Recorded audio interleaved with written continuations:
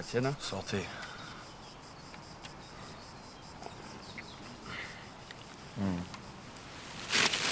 Quel plaisir.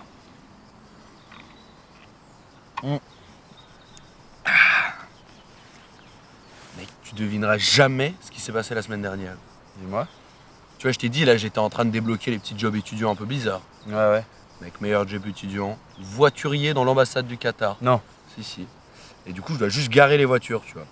Et à un moment, énorme Mercedes qui arrive comme ça, grosse Mercedes, vite teintée, corps diplomatique. À l'arrière, à l'avant, comme ça, une femme, une fille, elle doit avoir, je sais pas moi, 20 ans, 25 ans, grand max, tu vois. Et elle est là, elle est magnifique, tu vois. Elle est magnifique. Je Elle me dit oui, vous pouvez garer la voiture, etc. Moi, c'est mon job, évidemment. Nos problèmes, je gare la voiture. Et là, elle m'attendait dehors, tu vois. Donc, je parle un peu avec elle, etc. Je vois qu'il y a un petit truc et tout. Ouais. Et elle me dit, ta tête, elle me dit quelque chose. Et j'ai dit, comment ça, tu vois. J'ai fait 2-3 petits trucs qui ont un peu bien marché. Ouais. Mais là, voilà. Et elle me dit, ouais, j'ai vu ta tête dans une série sri-lankaise. Et ça, je ne l'ai jamais dit. Mais il y a 1 an et demi, pendant 1 mois, j'ai été tourné au Sri Lanka une série qui a hyper bien marché. Je savais pas. Mais je sais pas, c'est interdit en Belgique, donc personne n'a jamais pu l'avoir. Même moi, je sais même pas à quoi ça ressemble ce truc. Et du coup, la meuf, elle me reconnaît de ça, tu vois. Et là, elle me dit, ouais, mais il y a mon père qui arrive là bientôt. Et son père, c'est genre l'ambassadeur. Mais en fait, l'ambassadeur ici, c'est un futur prince héritier. Du coup, elle, vu que c'est sa fille, c'est la future prince héritière. Ouais. Donc ça veut dire que là, dans genre 30 ans, à tout moment, elle prend les rênes du pouvoir au Qatar. Wow. Bref, et donc son père, là, il arrive. Ouais. Et donc je vois le gars, grande tenue blanche, un espèce de chapeau un peu bizarre et tout. Il y a genre 4 femmes derrière lui comme ça qui marchent mais qui disent rien. C'est juste 4 femmes derrière lui. Bref, je comprends vraiment pas, tu vois. Et la meuf et tout, elle parle un peu avec son père un peu sur le côté, tu vois, dans la cuisine en marbre là. Je comprends pas, tu vois. Et le gars, il arrive, il me dit, ouais, ce que vous avez fait au Sri Lanka, c'est exceptionnel. En plus de ça, tout ça en arabe, hein, évidemment. Moi, je comprends tout, tu vois. Là, mon arabe, il est revenu en 2 secondes. Il me dit, en plus, vous êtes un blanc d'Occident qui s'intéresse au monde arabe, etc. Je vois que vous portez un vrai intérêt. Vous allez être un charmant garçon. Est-ce que vous voulez épouser ma fille? Comme ça. Comme ça? Il veut que j'épouse sa fille. Mais attends, je te rappelle que c'est la future prince héritière du futur prince héritier de je sais pas quoi. Donc ça veut dire que moi, à tout moment, là, dans 30 ans, paf, ça se retrouve au règne du pouvoir au Qatar. Et du coup, j'ai refusé, quoi. T'as refusé. Bah, j'ai refusé. Je vais pas me marier maintenant, j'ai 22 ans. Qu'est-ce que j'ai à foutre avec une meuf du Qatar et moi, prince héritier du Qatar? Qu'est-ce que je vais faire avec tout ce pétrole, moi? Merde, en plus, dans 30 ans, il n'y a plus de pétrole là-bas. Ah bah bien fait. Ouais, non, je pense que j'ai bien fait. Ça te passe? Allez.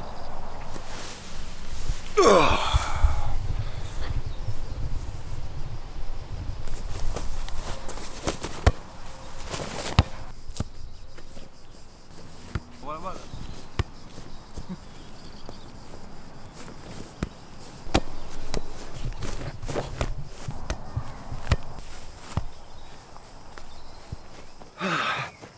Toujours aussi nul au foot, toi, putain. Ça se voit que t'as pas eu le même entraîneur que moi. Hein. Putain. Il y a 2 ans, Seine-Saint-Denis. J'étais parti pendant 3 ans, tu vois, parce que ma mère, elle habite à Paris pendant un moment. Seine-Saint-Denis, recruté par un scout, paf. Pendant 2 ans, j'ai joué au PSG. Luis Enrique à l'entraîneur. Il y en a du niveau de jeu dans les jambes. T'as fait 2 ans au PSG, toi?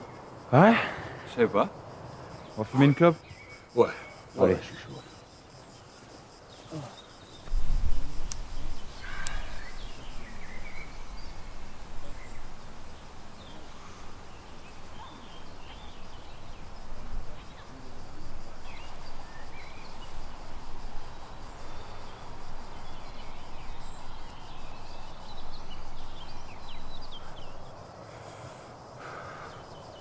Tu sais, je vois quelqu'un en ce moment. Ah ouais? Enfin, tu sais, c'est ma mère, elle m'a conseillé d'aller voir quelqu'un. Et tu vois, j'ai une espèce de. Tu vois, parfois on parle, quoi. Et. Enfin. Cette personne, elle m'a dit un truc. Elle m'a dit, genre, un peu que j'avais des tendances mythomanes. Ah ouais? Toi, tu trouves que je mytho?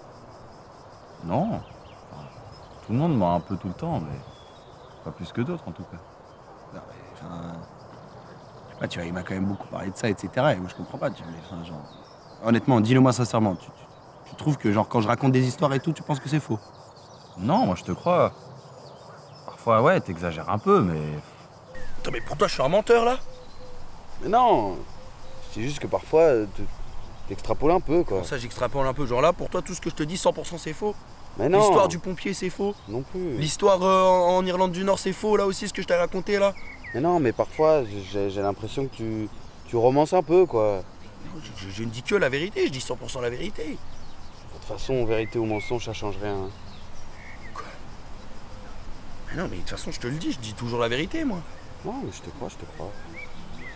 Je te crois. Je suis pas un menteur, moi, de toute façon. Qu'est-ce que je raconte? Pourquoi je mentirais, de toute façon? C'est débile de faire ça.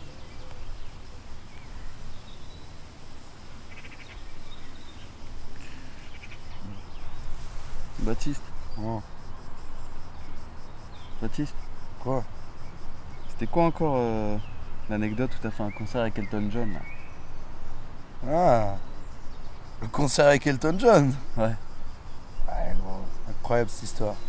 J'étais arrivé à Londres, tu vois, vers 17h, et de base, j'étais pas du tout censé aller faire